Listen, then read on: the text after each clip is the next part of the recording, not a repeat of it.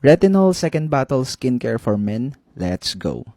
Ang gamit ko nga palang night cream for the past weeks ay itong Retinol Anti-Aging Cream. And so far, so good. Second battle na ako. Hiyang na hiyang sa akin. No purging, walang tumubong pimple kahit isa. Nabawasan yung whiteheads ko at sobrang kinis ng peeling paggising. It really works for me as it's supposed. Kung gaano siya ka-effective ay mag-base na lang tayo sa mga available data sa mga online selling platforms kasi iba-iba talaga ng kutis ang bawat tao. Halimbawa dito sa TikTok, meron na siyang 24,000 sold, 4.7 over 5 ang positive review, 2,000 dyan ang nag 5 star at 27 lang ang nag 2 star. Dito naman sa isa sa mga sikat na shopping app to whom shall not be named kasi baka maban pa ako dito sa TikTok, 79.2 thousand na ang nabenta, 4.9 over 5 ang 5 star, almost perfect at 22,000 dyan ang nag 5 star. Next shopping app, 33,000 ang sold, 4.9 over 5 star din, almost perfect. Safe ba siya? Ang sagot dito ay yes dahil FDA approved tong retinol cream. Gaano karami ang paglalagay? Ang sagot ko dito ay depende sa trip nyo, pero onti lang din talaga ang kailangan nyong ilagay, so wag masyadong madami, yung enough lang ma-cover yung buong mukha ninyo. Since it works for me, you need to try this product na nandyan sa yellow basket.